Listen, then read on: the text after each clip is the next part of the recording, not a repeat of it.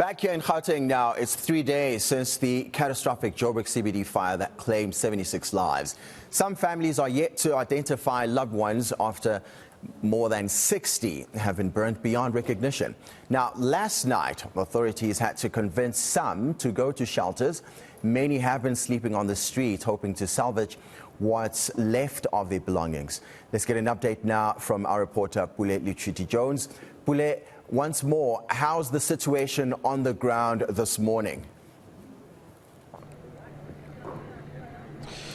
Well, William, at the moment, what we've been told is that officials, of course, and other members from the forensic pathology services will be arriving here to come for more clues and trying to determine whether they can find the bodies of the people who died during this tragic incident that took place here.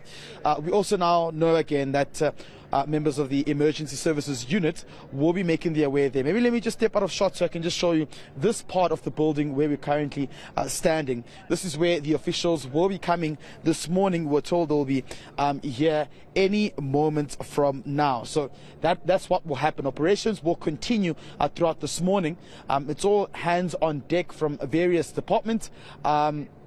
They will ensure that they finalize their investigations before, of course, then ensuring that members of the SAPS can also come here and do their part of the job in terms of ensuring that they investigate thoroughly. But here are the concerns. The concerns, of course, are around those who are residing here, who are refusing to either go to the shelters, who are sleeping on the streets, or who are coming out from the shelters, essentially running away from the shelters. Just yesterday, we were told about one person who was hospitalized but then decided to leave the medical premises because of fear that they could be cross-questioned in regards to their official status of being in the country and whether they have the correct particulars in being in the country. So those have been the concerns, despite government reassuring that they will be helping everyone who was affected during this tragic incident, whether South African or not South African or undocumented.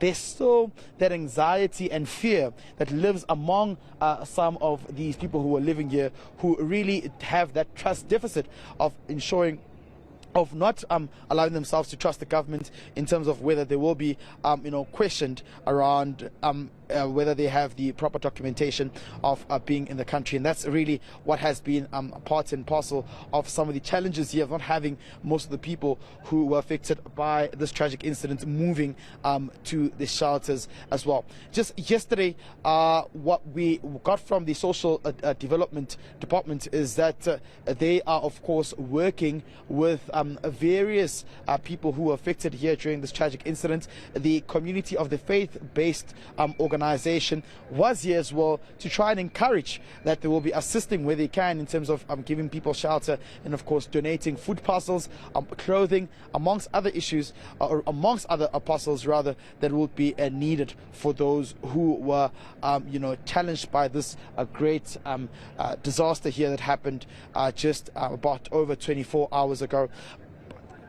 But let's just take a listen to what the Home Affairs Minister had to say in regards to this tragic incident that took place here.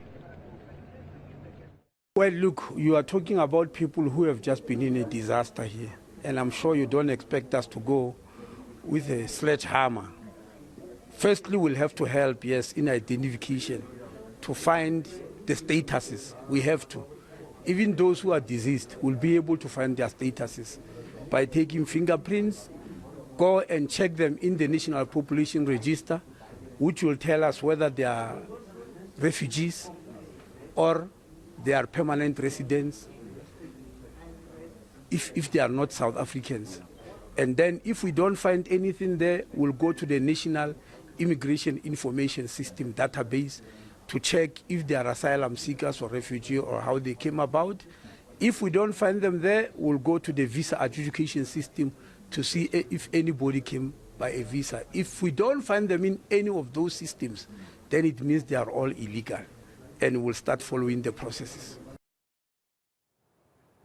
Of course, Pule, a little earlier we were speaking to Shwabi Nuku from the Foundation for Human Rights, and she basically painted a picture of there's now a tone or a conversation on the ground across social media of xenophobic utterances. And I imagine a lot of the people in that building who are now destitute, as it were, are not South African and they are being mistreated.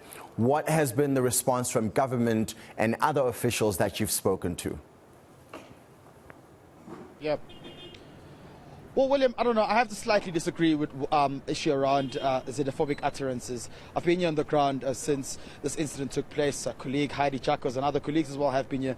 We haven't come across that. In fact, the message we've been getting from government is that they're trying to help those who are affected here, and they're trying to ensure that they can assist with proper documentation, if there is any as well, that they have come to to unify themselves as different government entities to ensure that they can help them as well. If that conversation did take place, it would probably be on social media or around other corners here within this area. However, what we've seen here from what the authorities have pledged and what the organizations such as the faith-based communities have pledged, is that they want to assist greatly, because about 76 people have died, and therefore these are lives that have been costed as a result of some of these buildings as well that haven't been maintained for quite some time. So for now, the message we're getting really is that they really want to help. But of course, there's that sense of paranoia coming from some of the foreign nationals who were residing here, who were told are not going to the shelters. And one of the allegations could be because they fear that they could be questioned and probed around how they really got into the country. Do they have the legitimate documentation to prove so as well? But just to now get more clarity around infrastructure in the city, and of course water, and of course revenue collection, I'm speaking to the chairperson of environmental infrastructure in the city of Johannesburg, Imran Musa. Thank you very much for joining me this morning, Mr. Imran. Let's just start, of course, with infrastructure. This is what we're seeing, and just behind me, I'm just going to ask my colleague Tammy just to pan in a few minutes from now. We are seeing decayed, dilapidated infrastructure. Police saying there's about 600 of them. As a city of Joburg, what are you doing to look into these issues? Yes, so thank you very much. The first thing that we need to understand and know is that, from a humanitarian perspective, we do sympathize. However, this is a major crisis. When I say major crisis, you can just imagine the 600 buildings here in the city of Johannesburg, and all needs to be serviced with regards to infrastructure, electricity, water, and also managing the hygiene of these particular buildings. So I think from national perspective, we definitely need some intervention, firstly.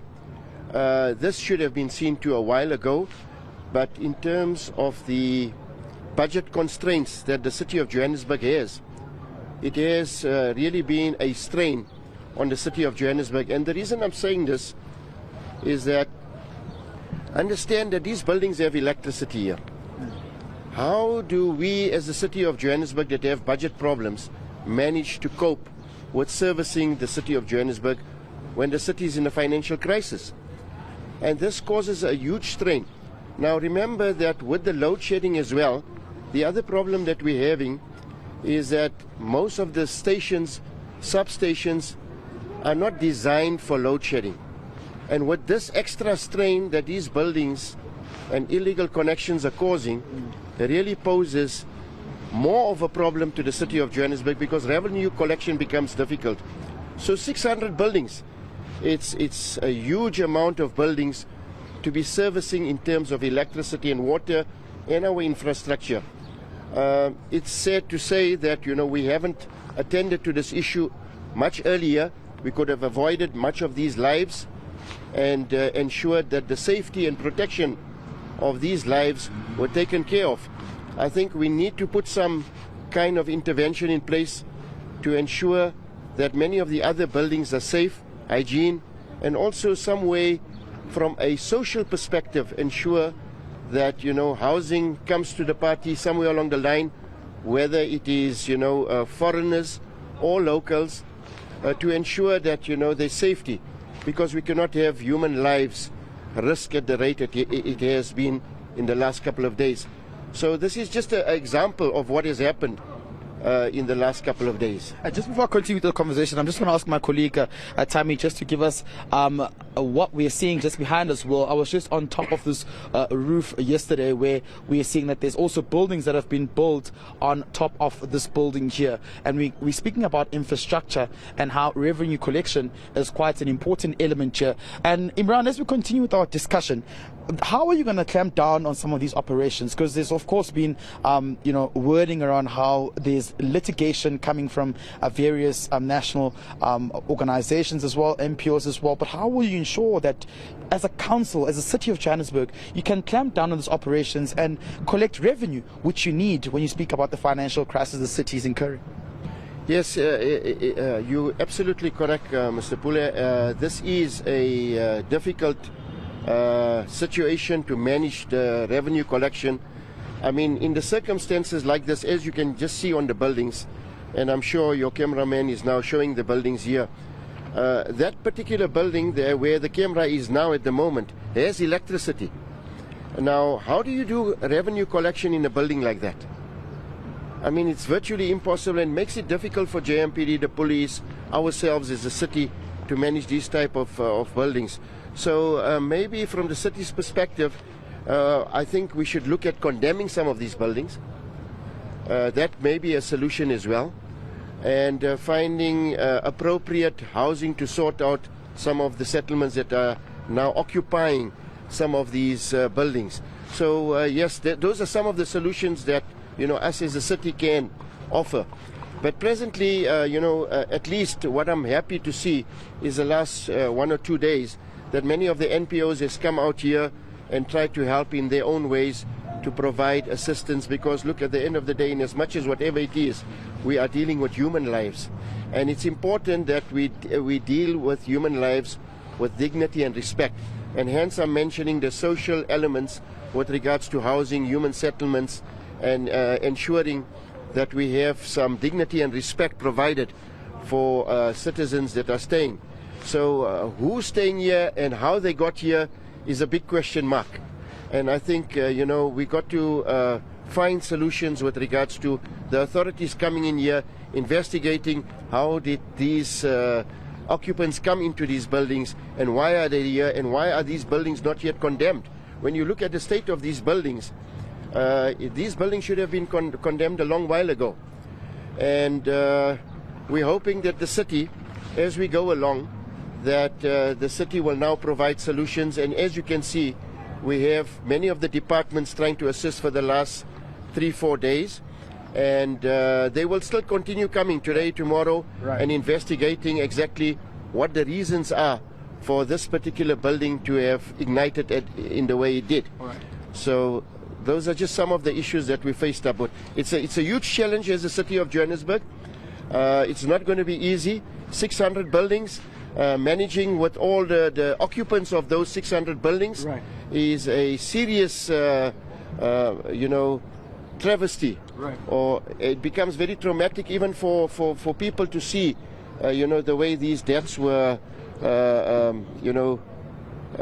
victimized in their own way. So I think, yes, that's the long and short of where we're standing at the moment in terms of these buildings, and seriously need some attention from national. Right, okay. We'll continue our conversation, of course, but we may have to throw it back again to studio. And, if you listen to what is, Mr. Imran saying around the issue of infrastructure in the city of Johannesburg, clearly it does show that this is one particular challenge which continues to persist within the metro, which the Environment Infrastructure Department says they are thoroughly looking into. And hopefully we may be getting those answers and, of course, a right step in the right direction as to how they can clamp down on some of these buildings, which we are told are also affecting revenue collection for the city as well.